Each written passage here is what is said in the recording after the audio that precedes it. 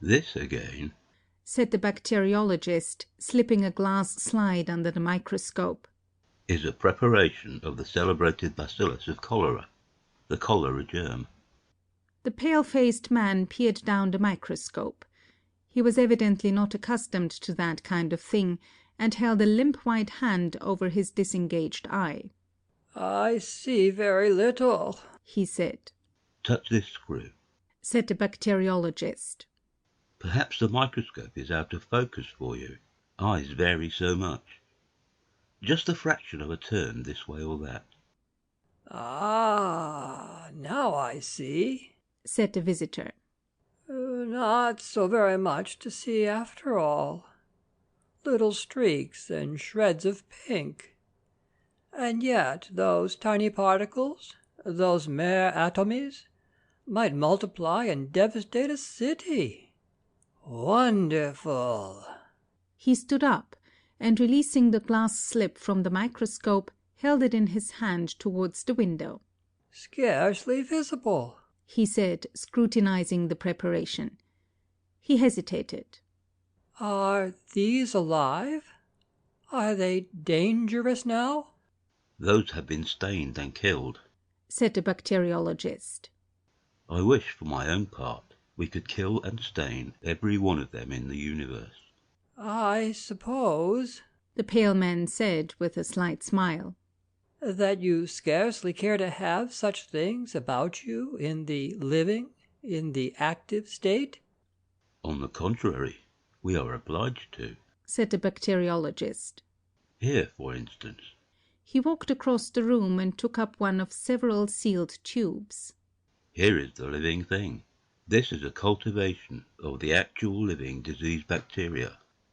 He hesitated. Bottled cholera, so to speak.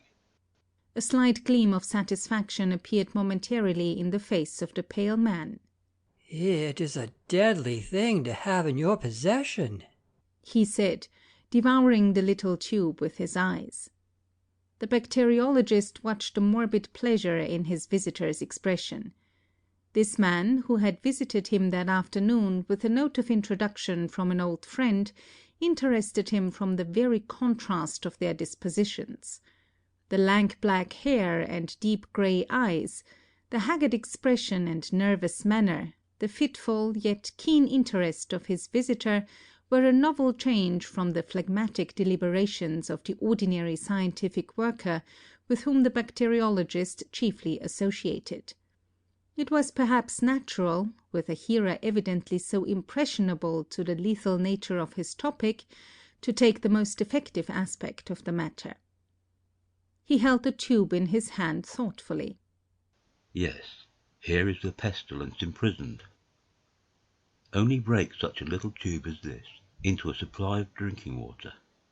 Say to these minute particles of life that one must needs stain and examine with the highest powers of the microscope even to see, and that one can neither smell nor taste, say to them, go forth, increase and multiply, and replenish the cisterns. And death, mysterious, untraceable death, death swift and terrible, death full of pain and indignity, would be released upon this city, and go hither and thither seeking his victims. Here he would take the husband from the wife, here the child from its mother, here the statesman from his duty, and here the toiler from his trouble. He would follow the water mains, creeping along streets, picking out and punishing a house here and a house there where they did not boil their drinking water, creeping into the wells of the mineral water makers, getting washed into salad, and lying dormant in ices. He would wait ready to be drunk in the horse troughs, and by unworried children in the public fountains. He would soak into the soil, to reappear in springs and wells at 1,000 unexpected places. Once start him up the water supply, and before we could ring him in and catch him again, he would have decimated the metropolis. He stopped abruptly. He had been told rhetoric was his weakness. But he is quite safe here, you know, quite safe. The pale-faced man nodded. His eyes shone. He cleared his throat. "These anarchist rascals," said he, are fools, blind fools, to use bombs when this kind of thing is attainable. I think—" A gentle rap, a mere light touch of the fingernails was heard at the door. The bacteriologist opened it. "Just a minute, dear," whispered his wife. When he re-entered the laboratory, his visitor was looking at his watch. "I had no idea I had wasted an hour of your time," he said. 12 minutes to 4. I ought to have left here by 3:30.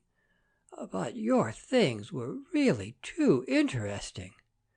No, positively, I cannot stop a moment longer. I have an engagement at 4.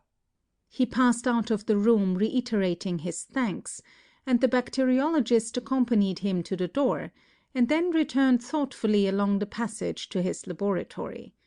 He was musing on the ethnology of his visitor. Certainly the man was not a Teutonic type, nor a common Latin one. A morbid product, anyhow, I am afraid, said the bacteriologist to himself. How he gloated on those cultivations of disease germs. A disturbing thought struck him. He turned to the bench by the vapor bath and then very quickly to his writing table. Then he felt hastily in his pockets and then rushed to the door. I may have put it down on the hall table, he said. Minnie, he shouted hoarsely in the hall. "Yes, dear," came a remote voice.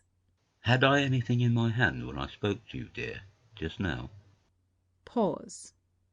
Minnie said, "Nothing, dear, because I remember—" Blue ruin, cried the bacteriologist, and incontinently ran to the front door and down the steps of his house to the street. Minnie, hearing the door slam violently, ran in alarm to the window. Down the street a slender man was getting into a cab. The bacteriologist, hatless and in his carpet slippers, was running and gesticulating wildly towards this group. One slipper came off, but he did not wait for it. "He has gone mad," said Minnie. "It's that horrid science of his." And, opening the window, would have called after him. The slender man, suddenly glancing around, seemed struck with the same idea of mental disorder. He pointed hastily to the bacteriologist, said something to the cabman. The apron of the cab slammed, the whip swished, the horse's feet clattered, and in a moment cab, and bacteriologist hotly in pursuit, had receded up the vista of the roadway and disappeared round the corner. Minnie remained straining out of the window for a minute. Then she drew her head back into the room again. She was dumbfounded. "Of course he is eccentric," she meditated. "But running about London, in the height of the season, too, in his socks!" A happy thought struck her. She hastily put her bonnet on, seized his shoes, went into the hall, took down his hat and light overcoat from the pegs, emerged upon the doorstep and hailed a cab that opportunely crawled by. "Drive me up the road and round Havelock Crescent and see if we can find a gentleman running about in a velveteen coat and no hat." "Velveteen coat, ma'am, and no 'at. Very good, ma'am." And the cabman whipped up at once in the most matter-of-fact way, as if he drove to this address every day in his life. Some few minutes later, the little group of cabmen and loafers that collects round the cabmen's shelter at Haverstock Hill was startled by the passing of a cab with a ginger-coloured screw of a horse, driven furiously. They were silent as it went by, and then, as it receded, "That's Harry Hicks. What's he got?" said the stout gentleman known as Old Tootles. "He's a-using his whip, he is, too right," said the ostler boy. "Hello," said poor old Tommy Biles. "here's another bloomin' lunatic. Blowed if there ain't." "It's old George," said Old Tootles. "and he's driving a lunatic, as you say. Ain't he a-clawing out of the cab? Wonder if he's after Harry Hicks." The group around the cabman's shelter became animated. "Go it, George. "It's a race." "You'll catch 'em. Whip up." She's a goer, she is," said the ostler boy. Strike me giddy, cried old Tootles. Yeah, I'm a-going to begin in a minute. Here's another coming. If all the cabs in Hampstead ain't gone mad this morning. It's a field mail this time. Said the ostler boy. She's a-following him. Said old Tootles. Usually the other way about. What's she got in her hand? Looks like a eye hat. What a bloomin' lark it is. 3-1 on old George. Said the ostler boy. Next. Minnie went by in a perfect roar of applause. She did not like it, but she felt that she was doing her duty, and whirled on down Haverstock Hill and Camden Town High Street with her eyes ever intent on the animated back view of old George, who was driving her vagrant husband so incomprehensibly away from her. The man in the foremost cab sat crouched in the corner, his arms tightly folded, and the little tube that contained such vast possibilities of destruction gripped in his hand. His mood was a singular mixture of fear and exultation. Chiefly he was afraid of being caught before he could accomplish his purpose, but behind this was a vaguer but larger fear of the awfulness of his crime. But his exultation far exceeded his fear. No anarchist before him had ever approached this conception of his. Ravachol, Vaillant, all those distinguished persons whose fame he had envied dwindled into insignificance beside him. He had only to make sure of the water supply, and break the little tube into a reservoir. How brilliantly he had planned it, forged the letter of introduction, and got into the laboratory, and how brilliantly he had seized his opportunity. The world should hear of him at last. All those people who had sneered at him, neglected him, preferred other people to him, found his company undesirable, should consider him at last. Death, death, death. They had always treated him as a man of no importance. All the world had been in a conspiracy to keep him under. He would teach them yet what it is to isolate a man. What was this familiar street? Great St. Andrew's Street, of course. How fared the chase? He craned out of the cab. The bacteriologist was scarcely 50 yards behind. That was bad. He would be caught and stopped yet. He felt in his pocket for money, and found half a sovereign. This he thrust up through the trap in the top of the cab into the man's face. "More!" he shouted. "If only we get away!" The money was snatched out of his hand. "Right you are," said the cabman, and the trap slammed, and the lash lay along the glistening side of the horse. The cab swayed, and the anarchist, half standing under the trap, put the hand containing the little glass tube upon the apron to preserve his balance. He felt the brittle thing crack, and the broken half of it rang upon the floor of the cab. He fell back into the seat with a curse, and stared dismally at the 2 or 3 drops of moisture on the apron. He shuddered. Well, I suppose I shall be the first. Phew. Anyhow, I shall be a martyr. That's something. But it is a filthy death, nevertheless. I wonder if it hurts as much as they say. Presently a thought occurred to him. He groped between his feet. A little drop was still in the broken end of the tube, and he drank that to make sure. It was better to make sure. At any rate, he would not fail. Then it dawned upon him that there was no further need to escape the bacteriologist. In Wellington Street he told the cabman to stop, and got out. He slipped on the step, and his hand felt queer. It was rapid stuff, this cholera poison. He waved his cabman out of existence, so to speak, and stood on the pavement with his arms folded upon his breast, awaiting the arrival of the bacteriologist. There was something tragic in his pose. The sense of imminent death gave him a certain dignity. He greeted his pursuer with a defiant laugh. Ah! Vive l'anarchie! You are too late, my friend. I have drunk it. The cholera is abroad. The bacteriologist from his cab beamed curiously at him through his spectacles. You have drunk it? An anarchist. I see now.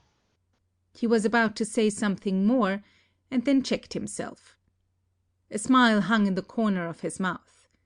He opened the apron of his cab as if to descend, at which the anarchist waved him a dramatic farewell and strode off towards Waterloo Bridge, carefully jostling his infected body against as many people as possible. The bacteriologist was so preoccupied with the vision of him that he scarcely manifested the slightest surprise at the appearance of Minnie upon the pavement, with his hat and shoes and overcoat. Very good of you to bring my things, he said, and remained lost in contemplation of the receding figure of the anarchist. You had better get in, he said, still staring. Minnie felt absolutely convinced now that he was mad, and directed the cabman home on her own responsibility. Put on my shoes? Certainly, dear, said he, as the cab began to turn, and hid the strutting black figure, now small in the distance, from his eyes. Then suddenly something grotesque struck him, and he laughed. Then he remarked, It is really very serious, though. You see, that man came to my house to see me, and he is an anarchist. No, don't faint, or I cannot possibly tell you the rest. And I wanted to astonish him, not knowing he was an anarchist, and took up a cultivation of that new species of bacterium I was telling you of, that infest, and I think cause the blue patches upon various monkeys, and like a fool I said it was Asiatic cholera, and he ran away with it to poison the water of London, and he certainly might have made things look blue for this civilized city. And now he has swallowed it. Of course, I cannot say what will happen, but you know it turned that kitten blue, and the 3 puppies in patches, and the sparrow bright blue. But the bother is, I shall have all the trouble and expense of preparing some more. Put on my coat on this hot day? Why? Because we might meet Mrs. Jabber?